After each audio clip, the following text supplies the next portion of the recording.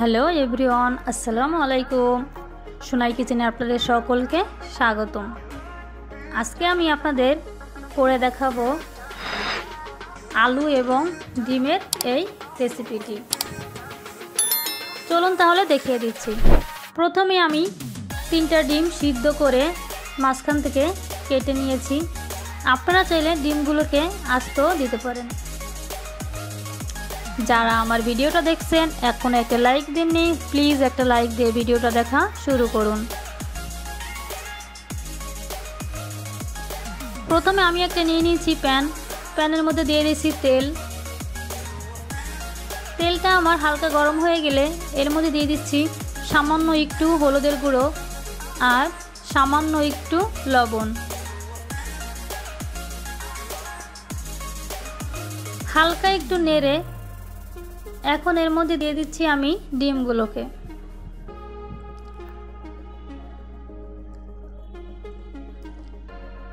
সিদ্ধ ডিমগুলোকে আমি হালকা একটু ভেজে নেব। চুলার আঁচ অবশ্যই মিডিয়াম আঁচে রাখতে হবে। ডিমগুলোর এক সাইড হয়ে গিয়েছে, এখন উল্টিয়ে অপর সাইডও নাড়ে চেড়ে ভেজে নিচ্ছি। ডিমগুলো আমার ভাজা হয়ে গিয়েছে, এখন এগুলোকে উঠিয়ে নিচ্ছি।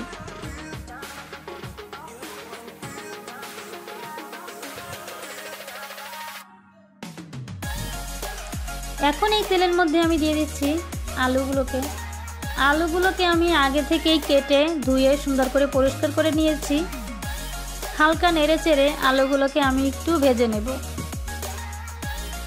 আলুগুলোকে এক সাইডে রেখে মাঝখানে আমি দিয়ে দিচ্ছি পেঁয়াজগুলোকে। সামান্য একটু তেল দিয়ে পেঁয়াজগুলোকেও আমি ভেজে নেব।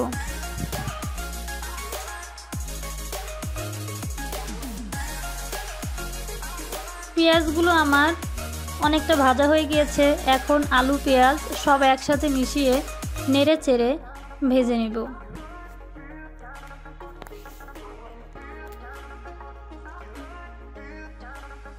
আলুগুলো আমার ভাজা হয়ে গিয়েছে, এখন এর মধ্যে এক এক করে সব মশলাগুলোকে দিয়ে দেব। দিচ্ছি 1 চামচ মরিচের গুঁড়ো, 1 চামচ হলুদের গুঁড়ো, হাফ চামচ ধনিয়ার গুঁড়ো, আর দিয়ে দিচ্ছি সামান্য একটু পরিমাণে আদা বাটা, রসুন বাটা আর হাফ চামচ জিরা বাটা। আর দিয়ে দেবো এর মধ্যে পরিমাণ মতো লবণ। হালকা একটু নেড়ে নিয়ে এর মধ্যে দিয়ে দিচ্ছি পানি, যাতে আমার মশলাটা পুড়ে না যায়। মশলা এবং আলুটা খুব ভালোভাবে যেন কষানো হয়। যারা আমার ভিডিওটা দেখছেন এখন একটি লাইক দিননি, প্লিজ একটা লাইক দিয়ে ভিডিওটা দেখা শুরু করুন। আলুগুলোকে নেড়ে চেড়ে খুব ভালোভাবে কষিয়ে নিচ্ছি। এখন এর মধ্যে দিয়ে দিচ্ছি পরিমাণ মতো পানি আমার অল্প দিলেই হয়ে যাবে, কারণ আগে থেকেই আমার আলুটা সিদ্ধ ছিল এবং ডিমটাও সিদ্ধ ছিল। এখন এর মধ্যে ডিমগুলোকে আমি দিয়ে দিচ্ছি। ডিমগুলো দিয়ে ঢাকনা দিয়ে ঢেকে দিব। ফিরে আসছি কিছুক্ষণ পর ঢাকনা উঠিয়ে আবারও একটু নেড়ে চেড়ে দিচ্ছি।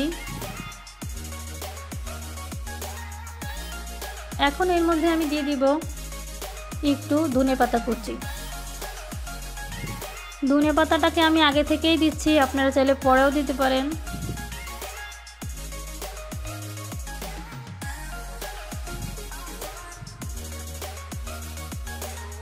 আলুটা আমার সম্পূর্ণ সিদ্ধ হয়ে গিয়েছে, এখন নামিয়ে নিচ্ছি। দেখিয়ে দিচ্ছি বন্ধুরা, দেখুন আমার আলু এবং ডিমের তরকারিটা কতটা লোভনীয় হয়েছে। আমার ভিডিওটা যদি আপনাদের কাছে ভালো লেগে থাকে প্লিজ লাইক কমেন্ট শেয়ার করবেন। আমার চ্যানেলে যারা নতুন বন্ধুরা আছেন চ্যানেলটাকে সাবস্ক্রাইব করবেন, আর নতুন নতুন রেসিপি পেতে অল বাটন ক্লিক করবেন। আবারও হাজির হয়ে যাব নতুন কোনো রেসিপি নিয়ে। আল্লাহ হাফেজ।